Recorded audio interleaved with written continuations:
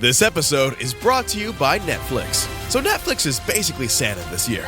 2 NFL games on Christmas Day, streaming live. At 1 p.m. Eastern, it's Cowboys, Commanders. Then at 4:30, you've got Lions, Vikings. Midwest football, playoff stakes, and probably some snow. Watching holiday football is a tradition the whole family can enjoy. Open some gifts, grab some food, settle in, and watch NFL Live on Netflix this Christmas Day. I use Shipt same-day delivery to stay connected with my sister during the holidays. She lives across the country. Shipt has tons of stores to order from. Groceries from Albertsons, crafts from Michael's, even pet supplies from PetSmart. The list goes on. So when we have long-distance movie nights, I turn to Shipt to get face masks, snacks, and everything else we need delivered to her and to me same day. Download the app or visit Shipt.com. That's SHIPT.com. Support for Ben Franklin's World and the Doing History to the Revolution series comes from the Omohundro Institute and the Great Courses Plus.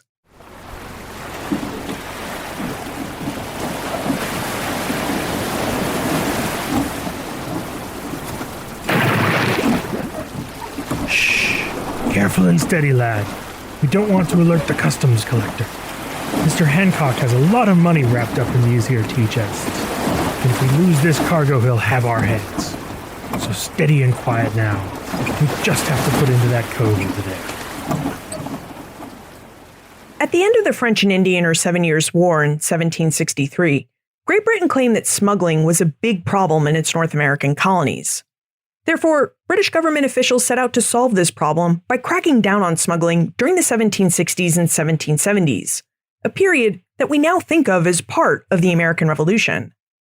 This British crackdown on smuggling took two forms. First, Parliament passed measures like the Sugar Act of 1764, the Townshend Duties of 1767, and the Tea Act of 1773. Now, although we traditionally think of the Sugar and Tea Acts as taxes, they were actually regulatory measures that imposed taxes while also lowering the prices on British regulated versions of these goods.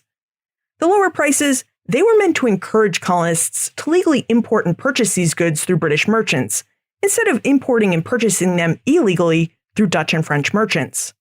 Secondly, in the early to mid-1760s, George Grenville, the first Lord of the Treasury, set out to clean up the British Customs Service. He fired corrupt agents, hired more agents, and ensured that measures such as the Sugar Act of 1764 included provisions that increased the investigation and seizure powers of customs officers. Now, the root cause of Great Britain's desire to crack down on smuggling in North America came largely as a result of its war debt. After the 7 Years' War, the British national debt had increased to more than £122 million, which was a huge sum for the period. Additionally, Great Britain needed money. The Empire intended to protect its interests in North America by keeping 10,000 soldiers on the continent. One way that Parliament sought to pay these troops was by cracking down on smuggling. But just how big of a problem was smuggling in British North America?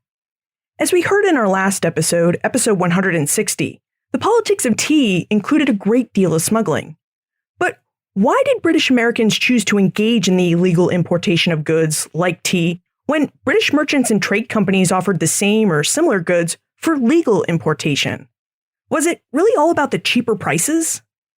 If we want to understand what drove British North Americans and the 13 mainland colonies to wage a revolution and war for independence, we need to take a look at some of the economic factors of what it cost colonists to be members of the British Empire. And an exploration of smuggling will certainly help us understand some of these costs. Welcome to Ben Franklin's World, a podcast about early American history with Liz Covart. The study of history is key to understanding who we are and how we can affect a better future. Ben Franklin's World will introduce you to historical people and events that have impacted and shaped our present-day world. And now, here's your host, Liz Covart. Now, we should begin our investigation by exploring the wider Atlantic world. Both Great Britain and its American colonies were residents and traders in this world. And by zooming out on how trade was conducted in the Atlantic as a whole, we'll be better able to understand why Great Britain believed that smuggling was a big problem.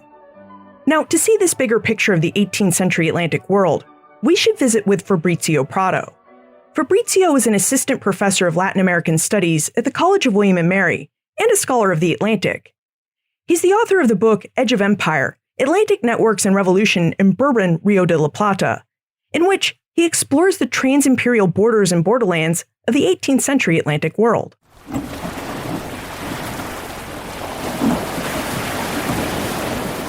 Fabrizio, we're trying to better understand the Atlantic world in the 18th century. It seems like it was a really busy and crowded space in terms of the number of European nations involved in trade and settlement there, and we wonder if you would provide us with an overview of what the Atlantic world looked like in the 18th century. Yes, the Atlantic world was indeed a very crowded space in terms of the number of European nations involved in trade and settlement. And I think that the 18th century is the first moment that we have really many competing old and new actors in the Atlantic world. In the beginning, like the 1500s, you see Spain and Portugal taking the lead and, finding and establishing colonies in the New World. And later, Britain and France and the Dutch, they all try to catch up with Spain and Portugal. And that is in the 18th century that they really not only catch up with the Iberians, but in the case of France and Britain, they surpass them. So we'll see that the South Atlantic, it was more an area of influence of the Iberian empires, and they kept that in the 18th century. So you see like Portugal was able to keep pretty much what we call Portuguese America, what would be Brazil today. And Spain had big viceroyalty in Peru that extended what today is Chile, Ecuador, and what would be Argentina, Uruguay, Paraguay. Rio de la Plata region is also an area of influence of Spain. In the Caribbean, that's where we see most of the rivalry and competition of these empires, where you see the British, the French, Dutch, and of course Spain as well, competing for colonies and territories. And North America would be an area that initially Spain has a lot of influence, but the British slowly carved and the French carved the space there. So it was in the 18th century that you have like this full concert of European empires now, established with their, interests very clear. And we have this full moment of European rivalry. It's also a moment that is not clear that one single empire controls or have hegemony. So I would say that it's also a multipolar Atlantic world in the 18th century. You mentioned that the Iberians were the first to settle the Atlantic world in the 1500s, and that all the other European nations had to slowly carve places out for themselves. So what exactly was the draw of North and South America and the Caribbean? I mean, why were European nations so anxious to find their own space and place within the Atlantic world? Well, the Atlantic world is like, we have to think like, what are these people looking for? And in other words, would be like wealth. For them, wealth was, at this moment, silver and gold, bullion, right? That was like the empires measured their wealth. Their mindsets of the time, if you don't own mines, you can bring and capture this wealth, precious metals, via trade. So you need to find new products, you need to find labor, you need to find, hopefully, silver mines or gold mines to produce this wealth.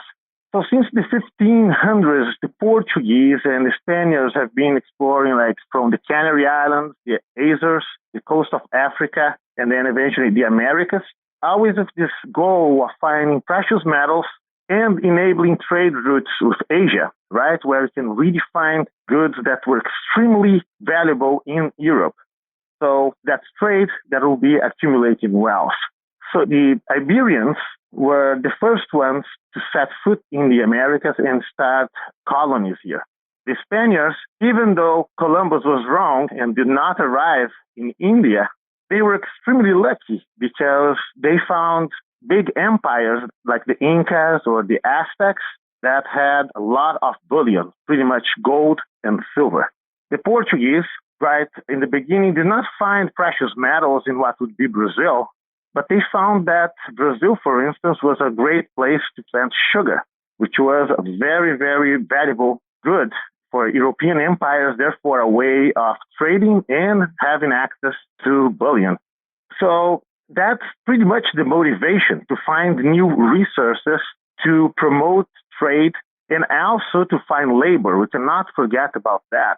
European empires were able to find labor pools here, like indigenous labor that will be in the beginning, indigenous people would be enslaved, and you have other forms of extracting labor, many times in a coerced way from indigenous people. And later you'll see enslaved Africans being brought to the New World to labor in these colonies to produce these goods that will become big staples of globalization. Sugar, coffee, cotton, all of these products that were produced in the Americas for the Atlantic trade in order to produce the ultimate goal to accumulate this wealth that at this time period was pretty much bullion. You know, since we're talking about ideas of wealth, we should probably also talk about the reigning economic philosophy of this early modern period, which was mercantilism. Fabrizio, would you tell us about mercantilist ideas and how they impacted the development of trade in the Atlantic world? Well, absolutely. And that is crucial for us to understand the motivations and the strategies that these people, these historical agents, what motivated them back in the 18th century. So when this European empire started setting up these colonies in the New World, there was this ideal that trade, that the mercantile system was crucial for obtaining wealth. And in the minds of these people in these metropoles in Europe, these colonies were supposed to actually produce wealth for the empire. So these mercantilist ideas, we try to acquire wealth, this bullion that I've been mentioning here, silver, the so famous pieces of eight that the pirates of the Caribbean really were looking for. And if you don't have silver mines, you need to trade for. And the important thing is to be sure that when you have a trading relationship, that the metropole of a specific empire would have advantages in that relationship. So mercantilism was an ideal of protecting trade and making trade always more advantageous for a specific empire.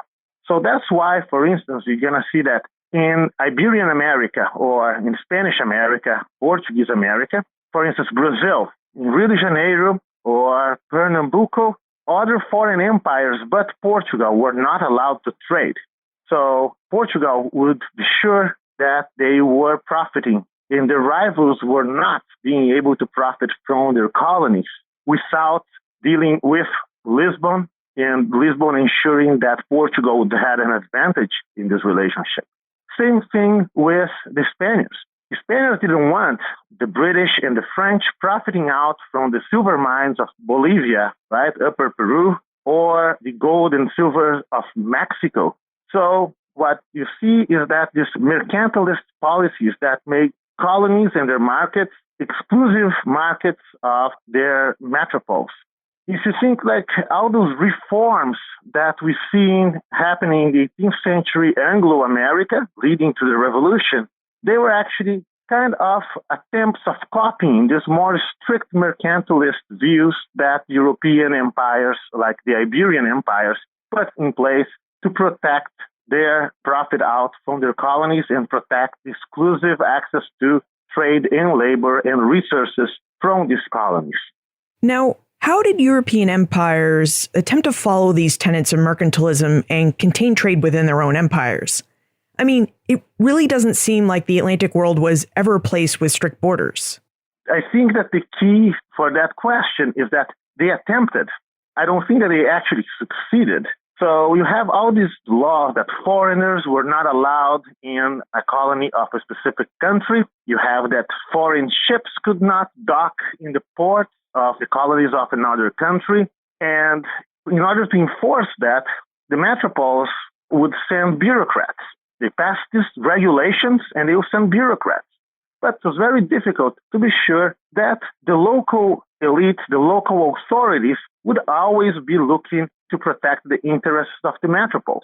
So what we see is that these mercantilist views are much more prescriptive and ideal set of policies than actually how things operated on the ground. We see that officially, for instance, just for us to have an idea on how clumsy this system was.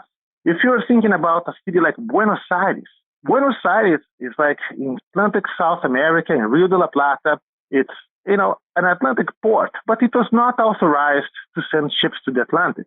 According to Spanish mercantilist policies, Buenos Aires was supposed to be supplied with all goods from Peru through Lima. So you have like all the goods to get to Panama, cross the isthmus, go again in a ship to the Pacific, disembark all the goods in Callao, the port of Lima, to go up to the Andes, down south, down the Andes to Buenos Aires. So it's a very clumsy system that made it very expensive, the goods offered by it, and very inefficient. So all these sets of policies that are created to protect the interest of the metropoles actually didn't work very well, and many of the officials understood that. Therefore, they were open to other alternatives, what one could call more easily these days smuggling.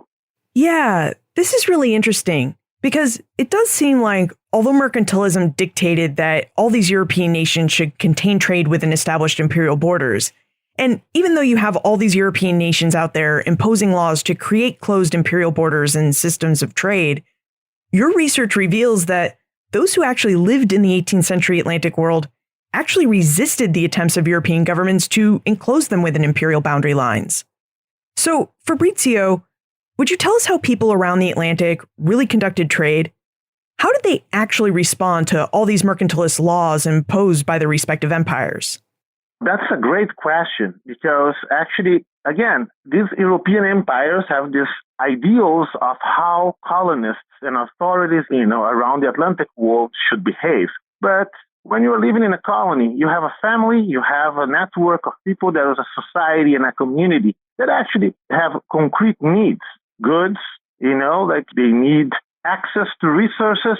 And sometimes these mercantilist policies just were not really helpful. So what we see is that the local interests, local communities, local authorities had very different interests than the authorities back in Europe. So many times, for instance, we'll see that it's inevitable that foreigners would try to attempt to trade with Spanish, Portuguese colonies or vice versa, right? British and French traders would try also to tap into the markets that were close to the Spaniards, especially regarding silver. So a big strategy here is the so-called emergency landing, what the Spaniards call arribadas. For instance, even though British or French ships were not allowed to enter into Portuguese or Spanish ports, if they were distressed at sea, they could call in and request this emergency landing. That was part of this new body of laws and doctrines that were emerging, so-called natural law, that, it's a matter of principle of civilization. You don't allow individuals to starve and die on sea. You have mercy and allow them into the port. So that is, for instance, one strategy of going around these mercantilist prescriptions, because once these foreign ships enter into a port, they were normally allowed to disembark merchandise and to sell them, at least to pay for the repairs that they needed or the supplies that they needed to continue their voyage. And of course, once things are off the boat, then it's very difficult to control what is just the necessary quantity, right? And that's one way of smuggling. Another important way that we have to keep in mind, these merchant houses back in the day, they were kind of like big family-run business. So sometimes you'll see that some families, you have Portuguese families that span Dutch colonies, Spanish colonies, and Portuguese colonies. So they also would find ways of sending information, of sending goods based on their family networks, not necessarily observing the prescriptive, the mercantilist rules that the Iberian empires were always trying to push into them. So although you have these very rigid mercantilist views and policies, trade was way more flexible because these empires, even though they wanted to be strong and be able to control the movement of every single merchant and ship, they were not able to do so. They depended on the will of colonial subjects. And as I said again, there were other interests in the colonies and this group of people that did not match necessarily what the regulations that the metropoles were trying to impose. You raised the issue of smuggling, which of course was a big deal in British North America around the period of the American Revolution. And I wonder if there was a standard definition of what smuggling meant in the 18th century, because from the way you've described it, it sounds like you smuggled anytime you crossed an imperial border with goods. And given how crowded the Atlantic world was, crossing imperial borders wasn't a very hard thing to do. Well, actually, that sounds weird, but exactly what it was. Smuggling, if you were just wandering around the Atlantic world, smuggling was almost inevitable. Because, yes, smuggling is the untaxed movement of goods and people. So when you cross a border without paying taxes, or you're crossing a border in which you're not supposed to be crossing that border in the first place, that is smuggling. Smuggling is going against the regulation of one state regarding what you are allowed or not allowed to do in regarding to trade. Also, we can call smuggling untaxed trade, for instance, or we can call smuggling direct trade. But it's important to keep in mind here that smuggling is also a relational concept. So when you think that, oh, he is a smuggler, well, in the eyes of whom, right? Because if you have, for instance, a Dutch trader that leaves the Netherlands, paying all his taxes and, everything is fine, gets to, let's say, Buenos Aires and tries to sell there. He is not going against any laws of the Netherlands. Nevertheless, in the eyes of the Spanish Empire, that is smuggling. So we have to keep in mind that smuggling is always in the eye of the beholder. But every time that someone is crossing a line and not paying taxes or going against an imperial regulation, that would be smuggling. So every time that a ship touched a foreign port, we can say that smuggling was happening. And we know that in the Atlantic world of the 18th century, with these many empires competing and a huge increase in trade and interactions between empires, even in the slave trade, more and more ships were touching foreign ports.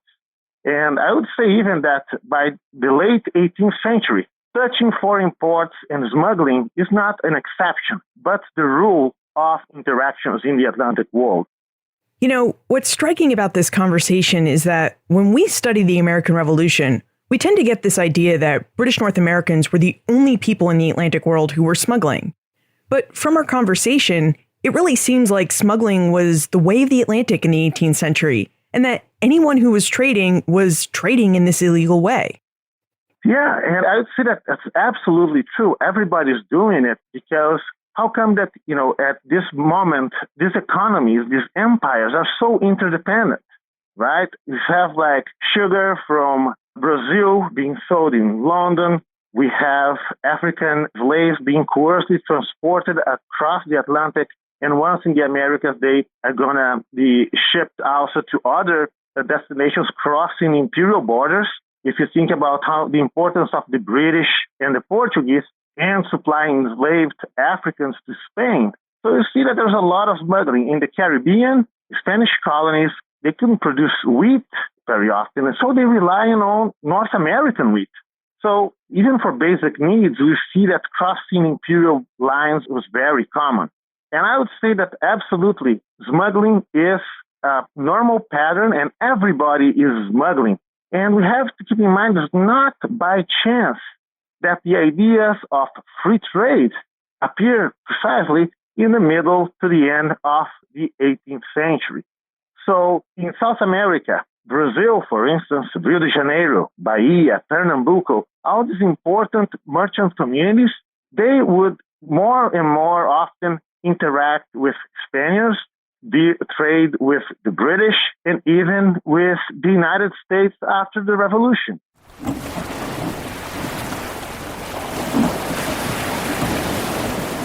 The Atlantic world was a very crowded, competitive place during the 18th century. A place where many European empires were trying to follow the tenets of mercantilism by regulating trade in such a way that their empire gained economic advantage. Of course, what empires hoped would happen with these regulations and what really happened with them are two different stories. Imperial ideas about how colonists should live and trade rarely matched how colonists actually lived and traded, so far removed as they were from the seats of imperial power.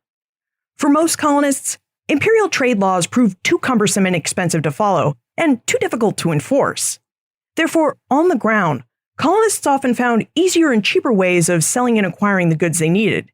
And in the eyes of the imperial states, These cheaper and easier ways constituted smuggling, the act of conducting untaxed trade across imperial boundary lines. But in the eyes of the colonists, allowing foreign ships to make so-called emergency landings, or crossing a river, or even sailing to a neighboring island was really just a way to buy and sell goods conveniently. Plus, given how often European empires waged war against each other in this early modern period, and traded territories in the Atlantic as a result of those wars, it was often the case that inter-imperial trade allowed friends and family members to stay connected and to continue a trade that had been legal before their homelands had changed imperial hands. Now, I think the big thing to keep in mind from our conversation with Fabrizio is that smuggling was not an exception in the 18th century. It wasn't just something that British North Americans were doing or something that just the British government was concerned with. Smuggling was an accepted form of untaxed trade that occurred everywhere in the Atlantic world, and that imperial governments, like Great Britain, often allowed to happen given how difficult it was to enforce trade regulations. And when we think of smuggling this way, it must have been really startling for colonists in British North America to find out that starting in 1764, Great Britain intended to enforce its trade restrictions and thereby disrupt their everyday trade practices. Now, Fabrizio certainly helped us better understand trade in the 18th century Atlantic world in a global or general sense. But how did this trade work more specifically? And if smuggling was really the way of normal trade in the Atlantic world, then was it really a big problem in British North America? During our conversation, Fabrizio mentioned the Dutch and how it was not uncommon to see a Dutch ship in every port. And this comment reminds us of something our guest historians told us in both episode 159 and episode 160. British North Americans liked trading with the Dutch. They especially liked trading for cheap Dutch tea. So why don't we explore how the Dutch traded in the Atlantic so we can discover more specifics about how trade and smuggling worked and just how involved British North Americans were involved in this trade? To find answers to our questions, we should speak with Christian Coate, an associate professor of history and the director of the American Studies program at Towson University. Christian is an expert in the Atlantic world, specifically in connections between the Dutch and British Atlantic worlds. In fact, he's written 2 books on the subject: Empire at the Periphery, British Colonists, Anglo-Dutch Trade, and the Development of the British Atlantic, 1621 to 1713, and a biography of a map in motion, Augustine Hermann's Chesapeake. I think our adventure into the Dutch Atlantic will be fun and really informative. But before we visit with Christian, let's talk about our sponsor, the Great Courses Plus. We join each other each week to explore Ben Franklin's world because we both love history and we love learning more about it. And this is why I'm excited that the Great Courses Plus is offering you a free month of membership to all of its on-demand video courses.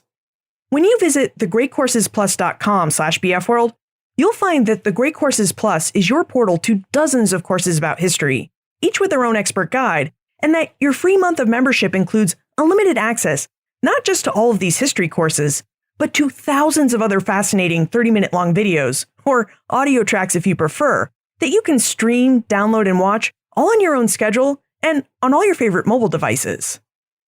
Now, if you're enjoying today's exploration of smuggling as an economic factor of the American Revolution, one course you might really enjoy is an economic history of the world since 1400. In this course, you'll find 30-minute long lectures about money and trade, such as Adam Smith, Mercantilism and Nation Building. A leading economic philosopher of the 18th century, Adam Smith believed that if labor creates value, then the amount of wealth in the world would increase by the collective efforts of a nation. This lecture by Professor Donald Harold will allow you to explore the founding principles and processes of mercantilism, as well as other economic philosophies and ideas that inform the development of the various economies of vast early America. Visit thegreatcoursesplus.com/bfworld to explore an economic history of the world since 1400 and this particular lecture about Adam Smith and mercantilism, all with your free unlimited month of membership. Again, visit thegreatcoursesplus.com/bfworld to claim your free month of unlimited courses.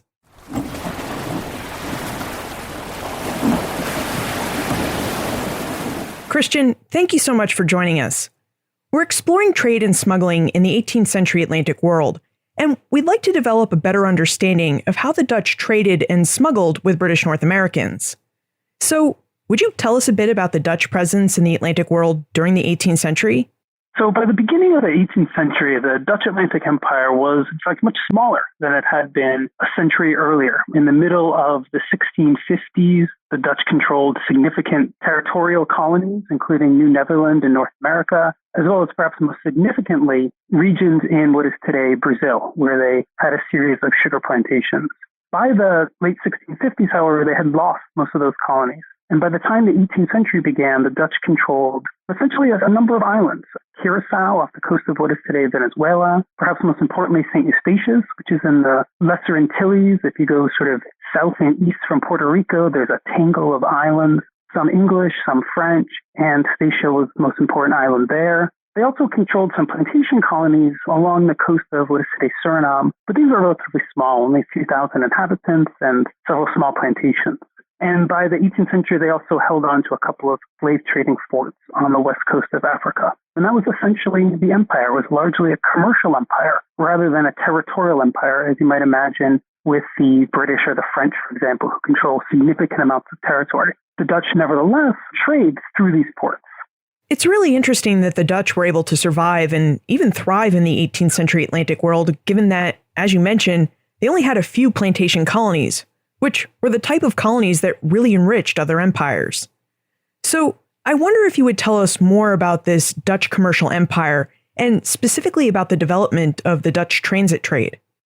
So the center of the Dutch Empire is Amsterdam itself and the United Provinces. And this developed in the beginning of the 17th century as Europe's economic powerhouse.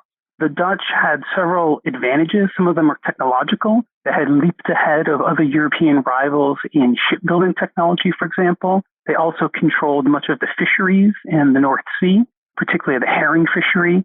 And we might not think about fish today, but fish are so essential to an economy because in the 17th century, before refrigeration, they were easily preserved and could be a fundamental source of protein.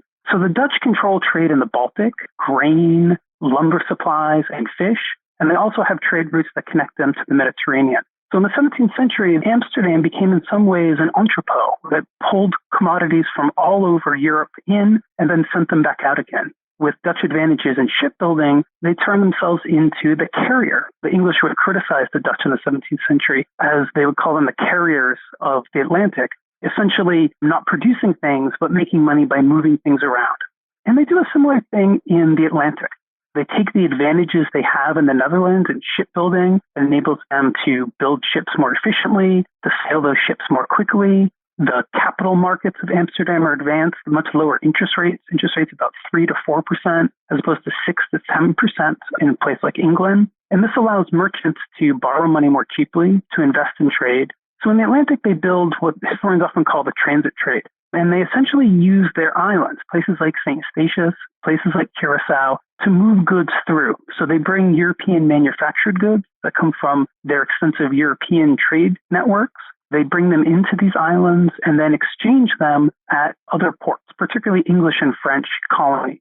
And this trade began in the early part of the 17th century. As the English and French were setting up plantation colonies, Dutch merchants who were already operating in the Caribbean began to offer goods for sale. And French and English colonists who were busy trying to plant tobacco and plant sugar were desperate for supplies, for European manufactured goods, textile, metal goods, things to outfit their homes and to outfit their plantations.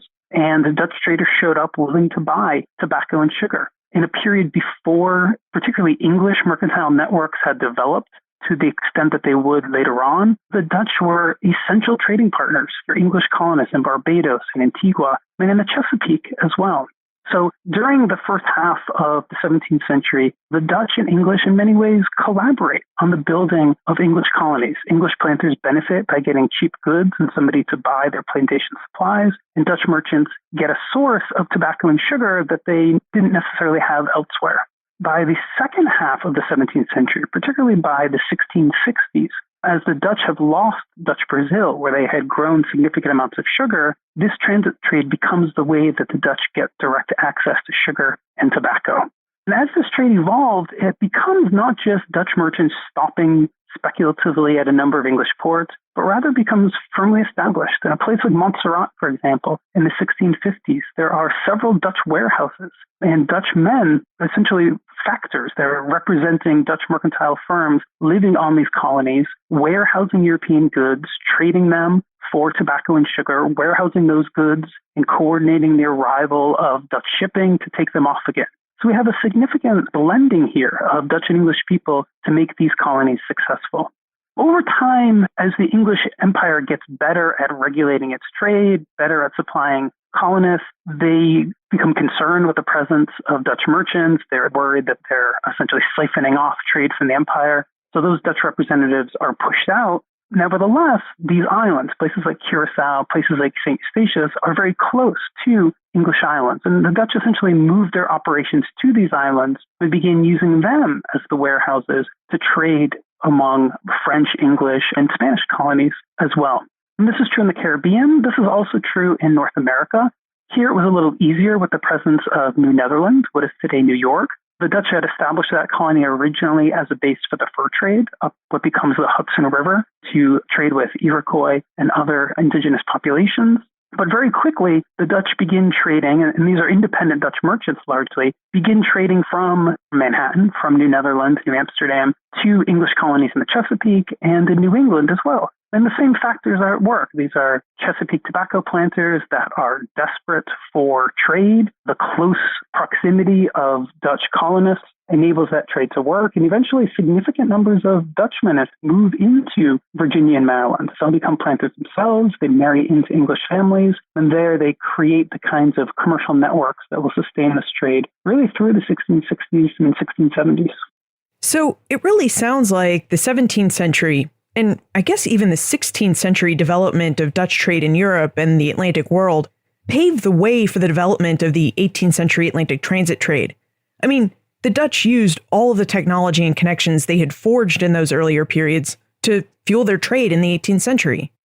Yes, that's right. So essentially there is this, one would think of it almost as habits of trade that evolve, but those habits are not just habits, they're pathways. People know about markets, they know what goods are available, they learn the seasons where goods are produced. So those kinds of ties create a foundation that then gets built on. And part of that too is these familial relationships. In New Netherlands, there are family connections both in New England, but also to the Chesapeake. In the Caribbean, the familial networks that are more important tend to be actually Sephardic Jewish. Amsterdam had long been relatively friendly to Jewish migrants, many of them fleeing the Inquisition in Spanish and Portuguese territories. They had gone from Amsterdam into the Atlantic as Atlantic trade expanded, as people from all over the world did that had come to the Dutch Republic. And those Sephardic traders, based both in Dutch colonies, but also in English colonies, French colonies, and Spanish colonies, and many of them had gone to Spanish colonies essentially to escape the Inquisition, create familial networks that enable this kind of trade. So we have this foundation, I think you're right about that, this foundation laid in the middle of the 17th century that extends into the 18th century, that's based upon habit, that's based upon the knowing of markets, but also is deeply enmeshed with family relationships. So we have all of these people who live outside of the Dutch Empire, like British North Americans, who are really in the habit of trading with Dutch traders by the 18th century. What happened to this American and Atlantic form of trade when Great Britain started passing the Navigation Acts, which were designed to keep as much of the Atlantic trade as possible within the British Empire?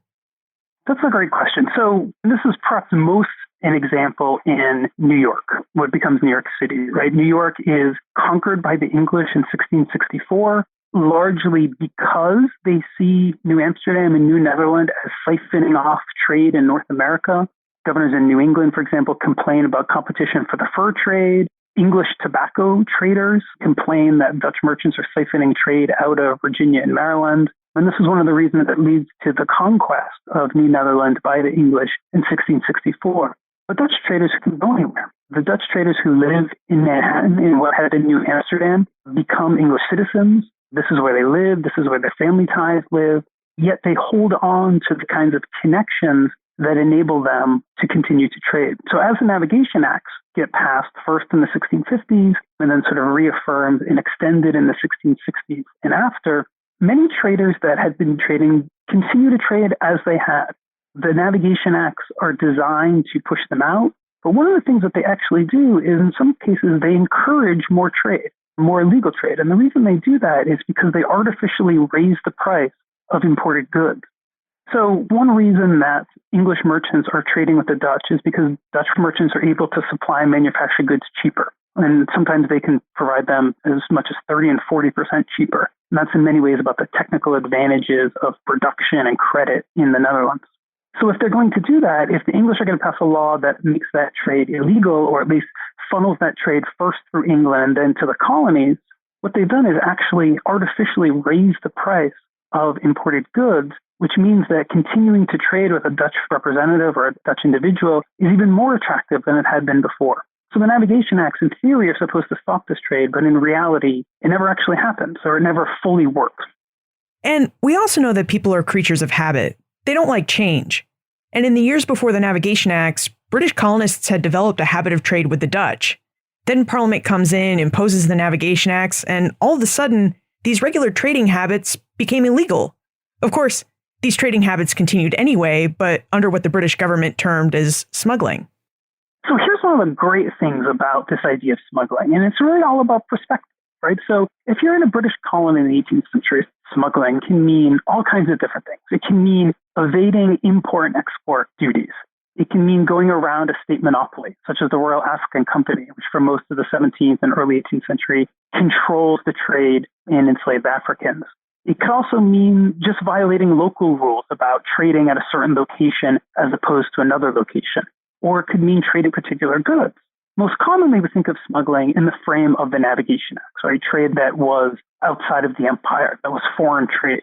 But here's where perspective really matters. So colonists who have been trading the way that they always have get told that their trade, these sort of habits that they've established for decades, are no longer legal. Well, the smuggling to them then is not really a violation of the law of nature. And Adam Smith has a great line about this in The Wealth of Nations, written at the end of the 18th century, where he talks about smugglers aren't people who violate the laws of nature. Rather, what he says is that essentially smugglers are excellent citizens who have the law changed on them. And it's not really that they try to smuggle, it's that what they had always been doing gets termed smuggling all of a sudden. And that's one of the other really important things to say about smuggling in the 17th and 18th centuries. We tend to think about smuggling in terms of something like illegal drugs today. People who are involved in the moving of illegal drugs, because those drugs are legal by definition, what they're doing is smuggling, and there is no legitimate drug trade. But in the 18th century, smugglers didn't smuggle all the time. Smugglers traded some things legally and some things illegally. It depended upon the options that were available to them. They didn't set out to break the law. And sometimes they even combined legal and illegal trade. It's one of the most common things that happens in the 17th and early 18th century is, as we said, the Navigation Acts essentially say that colonial trade of valuable goods, what were called the enumerated goods, these are things like tobacco and sugar and furs, these things have to go to England before they can go anywhere else in Europe. And at the same time, when buying imported manufactured goods from Europe, those things have to come from England. Even if they're produced somewhere else, say in the Netherlands, they need to go first to England and then to the colonies. And the reason for this is that the metropolitan officials in England can collect duties on these, and that the English economy benefits from this trade. What we have, for example, in New York or in the Caribbean, what happens is that it's legal to send enumerated goods, to send tobacco or sugar, for example, to the Dutch Republic as long as you stop in England first, pay duties on your cargo, and then continue on to the Dutch Republic. But what, of course, merchants end up doing is they do this. They follow the technicalities of the rule, yet they only pay duties on a small percentage. They hide some of the cargo, for example. And, Barbados merchants are notorious for this, as are Philadelphia and New York merchants at the end of the 17th, beginning of the 18th century. But this sort of combination of legal and illegal trade suggests to us that when colonists thought about smuggling, they didn't think of themselves as rule breakers or as lawbreakers. Rather, what they're doing is combining a variety of strategies so that they can succeed, so that they can profit. And it's the imperial government who is changing the rules. This matter of perspective also matters when thinking about the Dutch, because for Dutch merchants, English laws that say that their trade is illegal don't apply to them. So by breaking the English Navigation Acts, they're in fact not breaking the law at all. Only from the perspective of another empire, are they breaking the law? And the same thing's true with Dutch trade to French colonies or to Spanish colonies as well. I wonder if you would talk to us a bit about the rivalry between Great Britain and the Netherlands, because it's a rivalry with a fairly long history and one that seems to have really informed the English decision to try and stifle Dutch trade in both North America and in the Caribbean. Yeah, the Dutch and English have this very interesting relationship in the 17th and early 18th century. As Protestant nations, in many ways, they're tied together. There are a significant number of Englishmen that are in the Netherlands helping them in their war against the Spanish at the end of the 16th and beginning of the 17th century. But by the time we get to the middle of the 17th century, as the English are attempting to create an agricultural empire, beginning to grow tobacco and sugar, and wanting to capture the profits from that trade, they begin to see the Dutch as an obstacle. And in fact, the Navigation Acts, which the first one is passed in 1651, are explicitly targeted at the Dutch Republic. There are, if you look at sort of the pamphlet production in England, sort of political and economic pamphlets, these are targeted specifically at the Dutch. They have this sort of love-hate relationship. Many pamphleteers talk about how England, who's lagging behind in its economic development from the Dutch Republic, should imitate what the Dutch are doing. But in trying to imitate what the Dutch are doing, they, of course, are faced with the idea that it's, in fact, Dutch traders who are carrying many of their plantation goods. So we have the Navigation Acts passed first in 1651, and then again after the restoration of Charles II in 1660 and through essentially that decade. They're trying specifically to push the Dutch out of the overseas English carrying trade. At the same time, the nations fight 3 wars in the 17th century and another in the 18th century that are largely commercial wars. These are wars at sea in which the English are using the naval fleet to essentially engage in a commercial war to hurt the Dutch ability to continue to erode their trade. So very much so, the tension and the laws of the 17th century are directed exactly at trying to push the Dutch out and to recapture trade by the English. Now, we know that after the French and Indian or 7 Years' War ended in 1763, Great Britain had a huge war debt that it had to find ways to raise revenue to pay off. And one of the ways it attempted to raise revenue was to crack down on smuggling in North America. So, Christian, would you tell us just how big of a problem smuggling was for British North America during the mid to late 18th century, and how much of a role the Dutch played in facilitating that smuggling? By the time we get to the 7 Years' War, the Dutch have been in a little bit of trouble, right? So the Dutch are not as dominant as they had been 50 years earlier. And some of that's about catch up. Essentially, England's economy is catching up to the Dutch economy, and its advantages in production and textile production and production of other kinds of manufactured goods is now being matched by the English.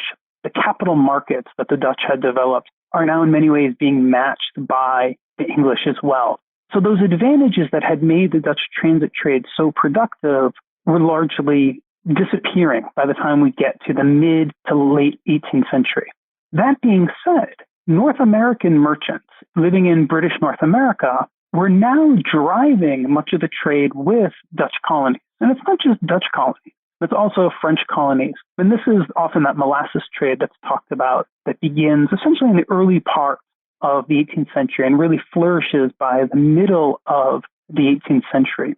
And that trade is essentially driven by the production of provisions, foodstuffs, largely dairy products and wheat in places like Philadelphia and the Mid-Atlantic region and in New England. The main market for those goods had originally been British sugar plantations in the British West Indies. Lumber is another one of these goods, barrel staves and lumber. By the time you get, however, to the 1710s, the British sugar plantations weren't growing as rapidly because the land that they already had was under cultivation. And the rivalry was now coming from the French, who were growing in this period. So we have New England and Mid-Atlantic merchants increasingly trading to French islands, but also to Dutch islands like Curacao and St. Eustatius, who are themselves trading to the French. So they're sending provisions, foodstuffs, to these islands along with lumber. And in return, they're getting molasses and rum, right? These are products that are produced by sugar. This trade, by the way, is completely legal. These are not enumerated goods, and thus this trade is illegal. What becomes illegal is that sugar sometimes comes back as well.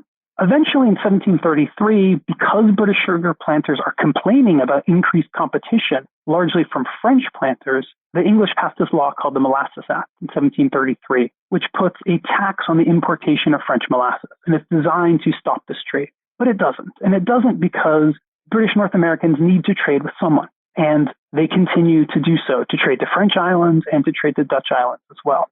By the time we then get to the 7 Years' War, which is where your question began, that trade remained significant.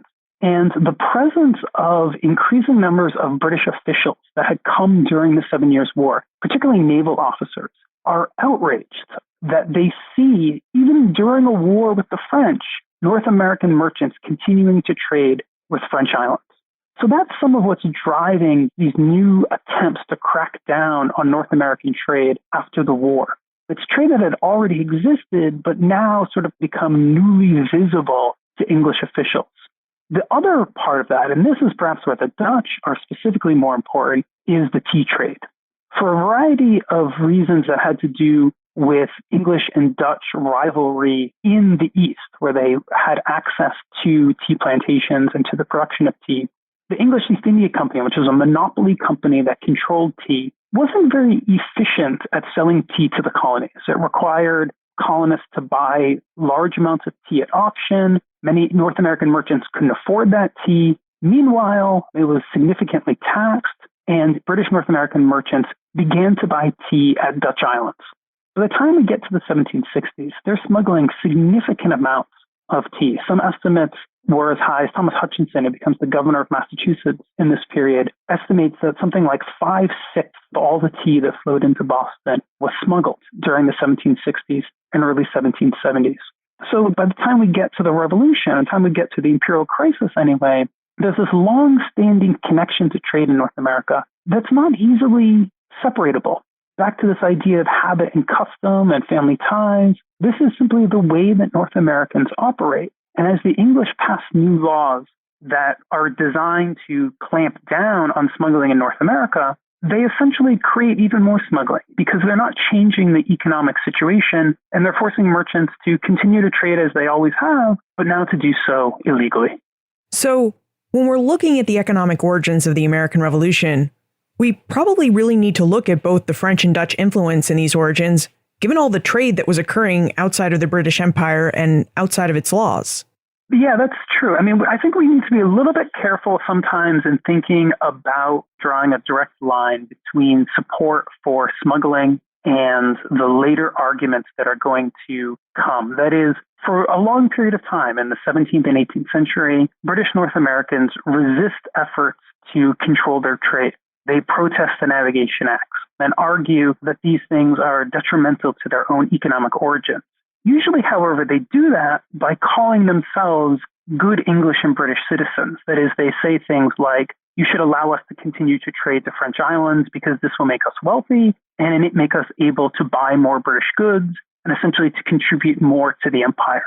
So what sort of happens by the time we get to the imperial crisis, to the 1760s and 1770s, is that two sort of different narratives, one about taxation and authority of government, gets co-joined with a narrative that's about sort of economic opportunity. And in that way, smuggling becomes politicized in a new way that becomes about economic self-determination that gets tied to language of political self-determination as well. So there is this sort of history of commerce with the Dutch and the French, much of it illegal, that encourages North Americans to think about their economy in ways that doesn't fit into the British Empire. And that has a real implication in allowing them to sort of imagine themselves as having different economic interests and then different political interests as well.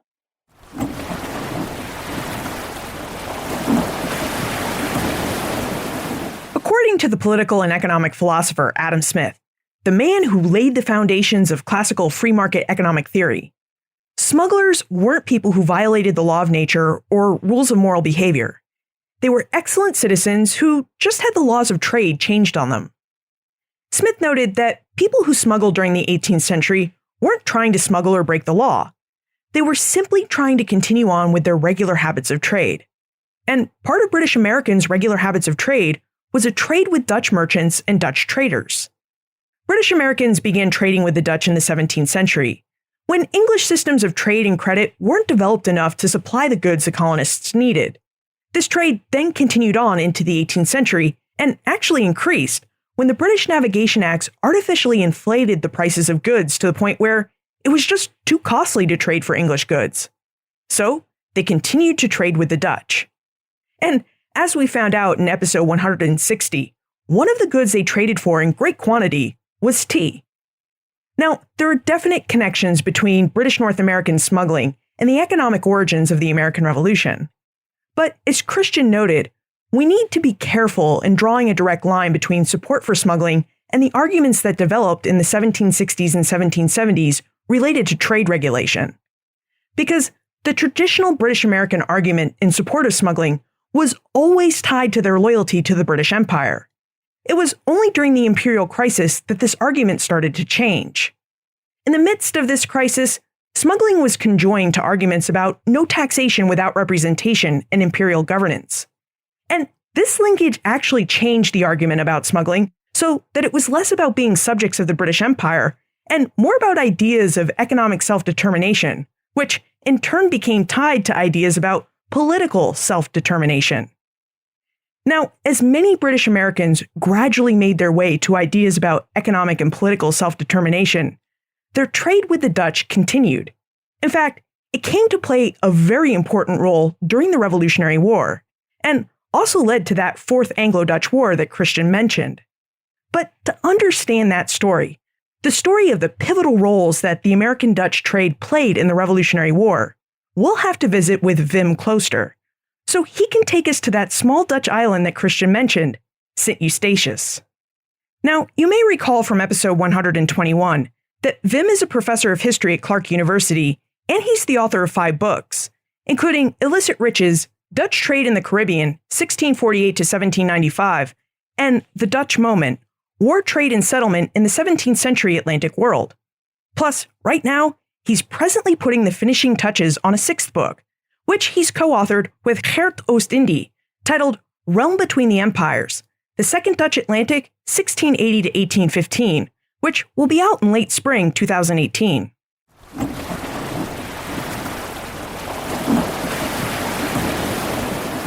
Thank you for joining us, Wim. We have questions about St. Eustatius and its role in the American Revolution, and we wonder if you could tell us more about it. So, would you start by telling us how this Dutch island developed into a major port and hub of the Dutch transit trade? Well, St. Eustatius was first settled by a Dutchman in 1636, a man who hoped to make it a tobacco island, but it never became a major producer of cash crops of tobacco or sugar. Instead, very quickly, commercial ties with surrounding foreign colonies were forged, with the English, with the French colonies, and St. Eustatius, in the middle decades of the 17th century, became an importer and re-exporter of products grown outside of the Dutch Caribbean in the English and the French islands. And then by the late 17th century, it also begins to develop a slave market, providing enslaved Africans to the nearby French and English islands where the planters were always in need of workers. There was a modest local demand for enslaved Africans as well, but certainly not as large as that of the foreign customers. When we spoke with you in episode 121 about the 17th century Dutch Atlantic Empire, you noted that the Dutch made a lot of money because they remained neutral during many wars, which really allowed them to take advantage of the fact that even in wartime, everyone needs a trading partner. Did this plan of Dutch neutrality play a role in the development of St. Eustatius into a busy port and transshipment center? Yes, to some extent, and there's a difference here between the 17th century and the 18th century. In the 17th century, the Dutch themselves are, of course, often involved in wars with Spain, with Portugal, and 3 wars with England. That changes in 1674 when the Dutch West India Company is abolished and re-established, but now it's no longer a war machine. And that means that the Dutch are not on the offensive anymore in the Atlantic world. They keep the colonies that they have, they don't expand. Nevertheless, the Dutch Republic is involved in warfare in the late 17th century, in the early 18th century, in the War of the Spanish Succession. But after 1713, you might say that the involvement of the Dutch in international wars is very minimal. And at the beginning of the 7 Years' War in 1756, they actively revert to a policy of neutrality. And that was in the interest of the Dutch themselves. The Dutch Republic was no longer a major player in European affairs. And to participate in this war that pitted France against Britain, to participate in this 7 Years' War on the British side would have left the Dutch vulnerable on land against the mighty French army. On the other hand, if they had entered a French alliance, they would have been very vulnerable on the seas because the British privateers could be expected to wreak havoc on Dutch global trade. So Dutch States General, the government, argued that neutrality guaranteed that neither of these two belligerent countries, France and Britain, could make a move that would drive the Dutch into the arms of the enemy. Nonetheless, the Dutch do suffer from this policy of neutrality. There's an estimate that in the 7 Years' War alone, the British privateers seized such vast numbers of Dutch ships that they cost the loss to ship owners and investors of some 22 million guilders. But at the same time, we know that many of the ships that were seized were later given back to the Dutch. So they were condemned as prizes, but the High Court of Admiralty in London overturned those decisions. So you might say that despite all these confiscations, despite all these captures, trade remained lucrative enough. So neutrality does play a role there, but it's clearly not the only factor. It really does seem like trade in the Atlantic was highly lucrative for the Dutch because many in the 18th century knew St. Eustatius or Statia as the Golden Rock. Would you tell us more about that nickname? Why was Statia known as the Golden Rock? First of all, I've been to the island, and when you approach the island, it does look like a rock rising from the Caribbean Sea. It's a very small island. It's just about 8 square miles. And it does look like a rock, and it became known to the outside world as a golden rock, not so much to the Dutch themselves, because of the island's wealth. That was clear once you approach the island, certainly by the middle decades of the 18th century, when new warehouses were built right on the lower end of the island. Land was reclaimed from the sea to build these new warehouses, and trade was clearly thriving. To give you an example, by the early 1760s, each year more than 2,000 vessels cast anchor at Oranjestad at the port each year, which was a dramatic increase from just 30 years before, when there were probably no more than 150 ships that arrived each year. So it was an extremely wealthy island. A lot of wealth was generated. And you had on the island merchants, not just Dutch merchants, but many merchants with a British background, which led to English becoming the chief language spoken on the island already by the early 18th century. Merchants who were looking for both provisions for products from Europe, such as hats and stockings and spices. Spices, of course, originally coming from the East Indies. Glassware from Europe, axes, cotton fabric, linen from Germany. But they were also looking for goods coming from Ireland, including beef and salted fish.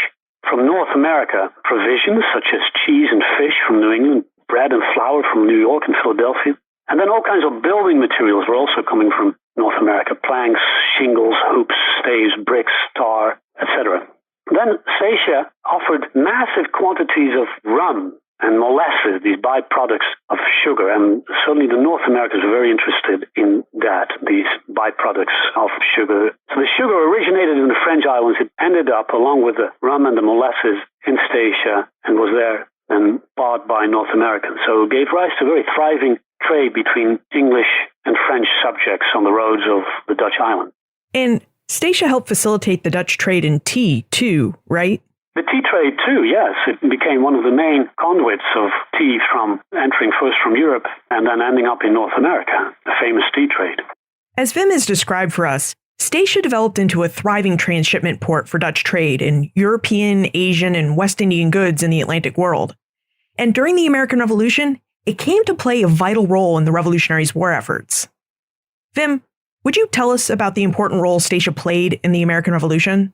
After the start of the American Revolutionary War in 1775, Statia started providing war material, especially gunpowder and naval stores, to the Continental Congress, especially by Dutch firms based in Amsterdam, sending ships with gunpowder to St. Eustatius. And from there, then, ships, very small vessels like sloops, were sent to North America, where in exchange for the arms and the ammunition that they provided, local produce entered station ships like tobacco from the Chesapeake or indigo from South Carolina. So what you find is that these small vessels from Statia anchored a little distance away from, for instance, the port of New York. And from there, they would send these contraband goods goods, as they were considered by the British, in small boats to the nearby port. And we know, for instance, that in the first half of 1775 alone, so the very beginning of the revolution, at least 4,000 barrels of gunpowder arrived in the 13 colonies from the warehouses in St. Eustatius. How are station and Dutch merchants able to meet the American demand, specifically for military stores like gunpowder? Well, this has to do with the long-standing trade, of course, between Amsterdam on the one hand and the island of St. Eustatius, the Dutch island on the other hand. So the Dutch, partly shielded by their neutrality, met the demand of the North American revolutionaries for gunpowder and naval stores simply by sending it to St. Eustatia and never minding that it was illegal, because the illicit trade in the Caribbean had made St. Eustatius into what it was, just like the island of Curacao further to the south was one of the major smuggling islands in the Caribbean. So these Dutch companies specialized in the production of gunpowder had their connections with trading firms in Amsterdam and some other Dutch ports, which then sent the goods to St. Eustatius, and from there they arrived in North America. Now, earlier you mentioned that by the 7 Years' War, the British had a superior naval power to the Dutch. So, as the Dutch were shipping gunpowder from the Netherlands to North America via St. Eustatius, how were they able to avoid the British naval power? Well, they did not in the long run, because this trade was barely disguised, and it was only a matter of time before the British found out about this, in part because it was a repetition of moves from earlier wars, from the 7 Years' War, in which the Dutch had also shipped massive amounts of gunpowder to St. Eustatius, or earlier during the War of the Austrian Succession in the 1740s. And usually it was the French who had benefited from this, and the Dutch had been punished by the British privateers in the 1740s and during the 7 Years' War, the French and Indian War. So the same happened again now, and this provoked the ire of British naval commanders in the Caribbean, of course. Well, before we move on to exploring the ire of British naval commanders, we should talk about one more piece of assistance the Dutch at St. Eustatius gave to the American revolutionaries. On November 16, 1776, St. Eustatius supposedly became the first foreign land to recognize American independence. Vim, would you tell us about the first salute and its significance? Adding insult to injury, so on top of the shipment of gunpowder and naval stores, the Dutch, at least to many Americans at the time, became known as the first country to recognize U.S. independence. What happened on that day, November 16th, 1776, is that a brig, the Andrew Doria, a ship of the new Continental Navy, arrived in Orange Bay at St. Eustatius and offers a 13-gun salute, one gun for every rebellious colony. That is then answered by the Dutch governor at St. Eustatius with a salute of 11 guns. And this was according to international protocol to respond with a salute, 2 guns less than what you received.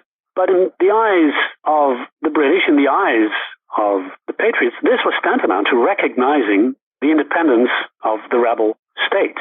Now, you can argue that the Dutch may not have been the first, that St. Eustatius may not have been the first, in that, according to some, the Danish island of St. Croix had already done the same in June of 1776. Others say, well, the first real formal recognition takes place when the alliance with France takes place in 1778, 2 years later. Yet others point to the Republic of Ragusa, which is now Dubrovnik, port city of Croatia, which apparently in 1776 already recognized the United States after receiving news of the Declaration of Independence. So there are many, you might say, first salutes, but the first salute with capital letters internationally is still, I think, considered to be the salute given to the Andrew Doria in November 1776 in St. Eustatius. So, by February 1781, the stations have been trading gunpowder and other war material to the American revolutionaries for their war effort, and they were likely the first to formally recognize American independence. Vim, how did the British react to all this? You said earlier that this trade was basically being carried out in the open, so surely the British knew what was going on. They clearly knew what was going on, and one response on the part of the British is to capture no less than 54 Dutch ships sailing between the Dutch Republic and Statia in 1777. That's one response. So that has, of course, clear consequences for the war effort of the Patriots, in that a lot of gunpowder simply will not arrive, ends up in the hands of the British. More importantly, This ire over the Dutch aid to the rebels helps provoke the British declaration of war against the Dutch in late 1780. Back in the 17th century, as I mentioned before, the Dutch and the English had fought 3 wars ever since. They'd been on good terms, usually allies in international warfare, but now the British declare war on the Dutch, and what is happening in Statia is probably the main factor in this war declaration. So it's war. The people in Statia don't know about this yet when, on February 3rd, 1781, Admiral Rodney arrives with a squadron of British warships. Rodney was a man who had joined the Navy at age 14. He had served as a Navy captain during an earlier war, the War of Jenkins here, the War of Austrian Succession. He became a member of Parliament. He rose to the rank of Rear Admiral during the 7 Years' War. And in 1779, he was made Commander-in-Chief of Britain's naval squadron in the Leeward Islands of the Caribbean.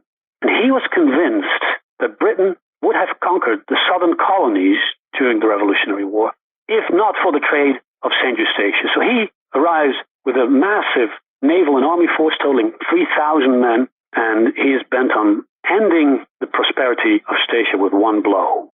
Yeah, would you tell us more about that blow? As you noted, Rodney arrived in Statia on February 3rd, 1781, with 15 British warships and 3,000 men. So what exactly happened when he arrived? So they arrive when the island is thriving like never before, and that is in good part because of its role in the American Revolutionary War. Rodney arrives, he arrests, at least according to one source, some 2,000 Americans. He seizes 200 ships. He emptied all the warehouses on the beach, and there are many of them, there are hundreds of them by now. It's very easy for his force to overpower the local garrison because there are only 16 men, so 3,000 versus 60. But what happens then is really remarkable and almost unprecedented, in that for 3 months there is systematic British plunder of the island. Soldiers, the sailors go everywhere to find money, to find precious goods. They go dig up earth in the gardens, and they open up floors of houses. They search in the streets. They ask men and women to stop and look what's inside their clothes. Total damages later are estimated to have been something like £7 million. So they arrest all the Americans, put them on boats, send them away.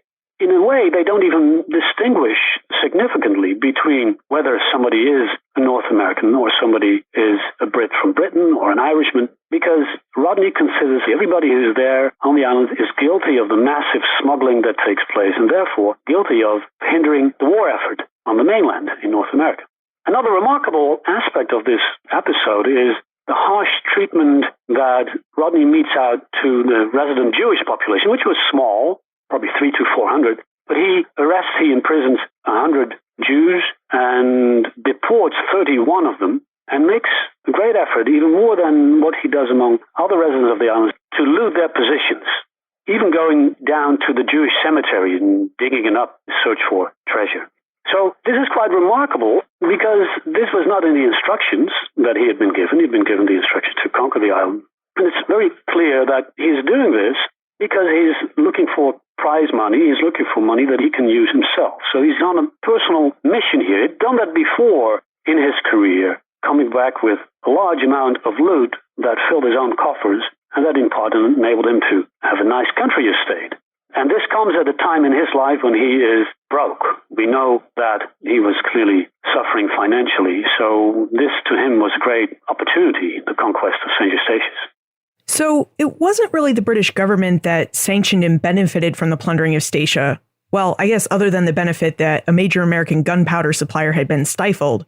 But it was really Rodney who benefited from the severe plundering of Statia. Indeed, it's benefiting Rodney. And there's actually more to this because conquest of St. Eustatia and the plunder of the island has major consequences for what goes on in North America. Yeah, would you tell us about those major consequences? Because Rodney was in Statia for 3 months to carry out his plundering of the island. And meanwhile, in April, Admiral de Grasse arrives in the West Indies with his French naval fleet and notifies the Comte de Rochambeau that his orders are to sail north to assist the Franco-American forces against the British in North America. So he doesn't seem to care too much about what is going on in North America, where we are now moving in the direction of the Battle of Yorktown.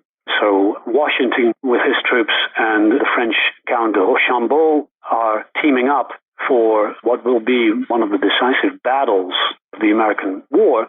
And what we now know in hindsight is that the battle could not have succeeded without the participation of a fleet that arrived first from France to the Caribbean and then left from Saint-Domingue, present-day Haiti, for the Chesapeake. And that is a fleet led by the French admiral, the Count de Grasse, with his fleet of 29 ships, 3,000 soldiers.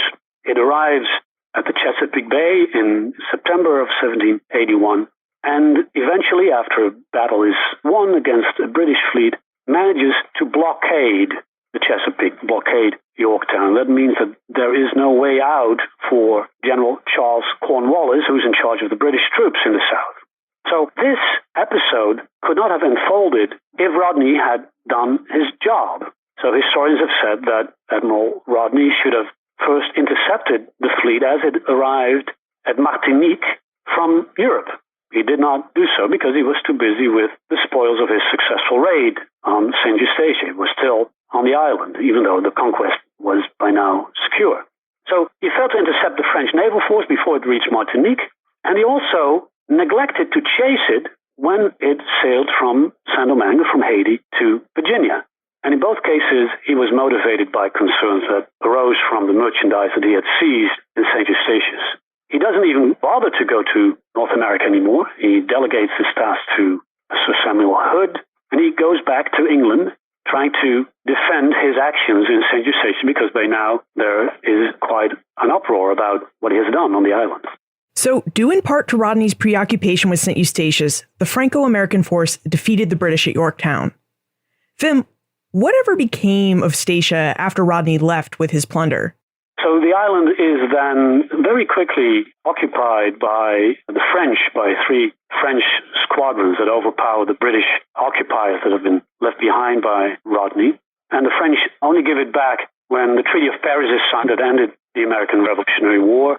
St. Eustatius manages to return to its former commercial heights for a little bit in the years afterwards, but by the end of the 18th century it collapses and it never really becomes a major commercial power in the 19th century. So this was the heyday, and the heyday, for all practical purposes, was really ended on that day that Rodney invaded in February 1781.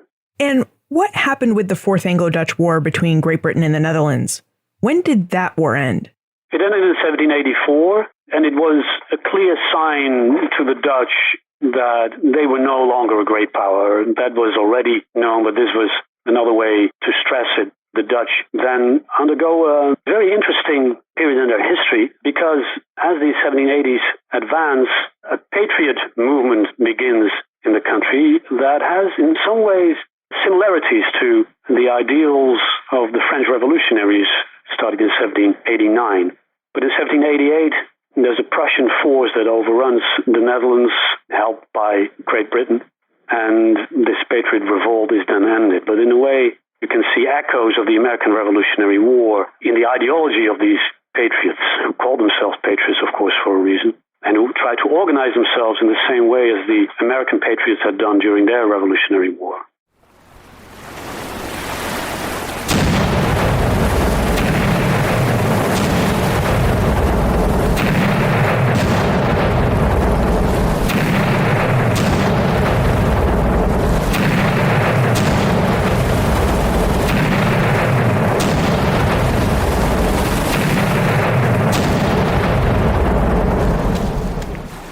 Reason why the Franco-American forces defeated General Charles Cornwallis and his British army at Yorktown is because of what took place on the tiny Dutch island of St. Eustatius. Instead of intercepting Admiral de Grasse's French fleet when it arrived in the Caribbean, or chasing it up into the Chesapeake Bay, British Admiral George Bridges Rodney stayed in St. Eustatius and plundered it. Rodney's ire towards Statia and the stations represented how many British officials felt towards the Dutch. Since 1775, the Dutch had been supplying the American revolutionaries with gunpowder, naval stores, and other war materiel that helped make their war for independence possible. Why? Because since the 17th century, the Dutch and British North Americans had been trading partners. North Americans traded their tobacco, lumber, indigo, rice, and fish for Dutch cloth, French rum, sugar, and molasses, and Dutch East India Company tea, china, and silk, And most of this trade went through St. Eustatius. And because this trade often occurred directly, Dutch and American traders often circumvented the British Navigation Acts, which meant British North Americans could trade more easily and profitably with the Dutch than they often could legally with their fellow Britons. This local Atlantic trade is how many Americans and the Dutch made money in the 18th century Atlantic world. It's how the small Dutch island of St. Eustatius came to prosper and become known as the Golden Rock. So, was smuggling a big problem in British North America by 1764? As Fabrizio and Christian revealed, that's in the eye of the beholder. British officials and even some merchants in London thought smuggling was a big problem, a problem confirmed by the British officers who had witnessed its frequency during the French and Indian War. But to British North Americans who were able to more easily acquire the goods they wanted and needed cheaper by trading with their Dutch, French, and Spanish neighbors, this was just the way trade had always been conducted in the Atlantic world. In fact, it was only when the British imperial government decided that it would crack down on smuggling, and then made efforts to follow through on that decision in the 1760s, did the nature and habit of trade in the Atlantic world start to change. Only then did smuggling become, quote, a problem in British North America. And only then did people in British North America start to shift their ideas about smuggling away from its traditional context of what it meant to be a loyal British subject, and towards ideas about economic opportunity and self-determination. Ideas that made many in North America consider whether they might have different economic interests than the British Empire, which in turn led them to consider whether they might have different political interests as well.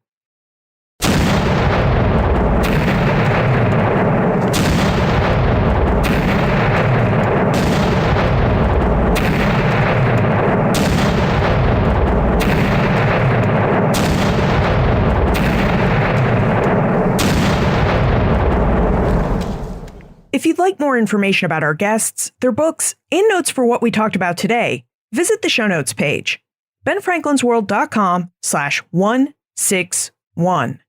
And if you'd like to see where in the Atlantic world St. Eustatius, Curacao, and some of the other places we talked about today are located, be sure to check out the OI Reader app, where we've included some maps and some bonus audio for you. Both the OI Reader app and these resources are free and available for all your favorite iOS and Android devices. So visit your favorite app store or visit benfranklinsworld.com/OI Reader to download the OI Reader app today. This episode had two fantastic sponsors, the Omohundro Institute and the Great Courses Plus. The Great Courses Plus is offering you a free 1-month unlimited trial of all their courses. And all you have to do to claim this free month is visit thegreatcoursesplus.com/bfworld. Finally, has our exploration of smuggling and how people around the 18th century Atlantic world thought of it change how you think about smuggling and the role it played in the American Revolution? I'd love to know what you think, so send me your thoughts. Liz at benfranklinsworld.com, tweet me at Liz Covart, or post a comment in our listener community on Facebook. And remember, never leave till tomorrow that which you can do today. Are you interested in the parts of history that remain a mystery? Do you want to learn more about the historical myths and misconceptions used to prop up false belief today? I'm Nathaniel Lloyd. In my podcast, Historical Blindness, I delve into all of these topics, sharing puzzling tales from the past and examining hoaxes, conspiracy theories, and misremembered events that provide insight into modern politics and religion. New episodes every 2 weeks. Find Historical Blindness on most podcast players and platforms. As a longtime foreign correspondent, I've worked in lots of places, but nowhere as important to the world as China. I'm Jane Perlez, former Beijing bureau chief for the New York Times. In our third season of Face Off, the US versus China, we'll explore some of the biggest issues dividing these global powers today. Trump and Xi Jinping, AI, China's growing military might, and also robots. New episodes of Face Off are available now, wherever you get your podcasts.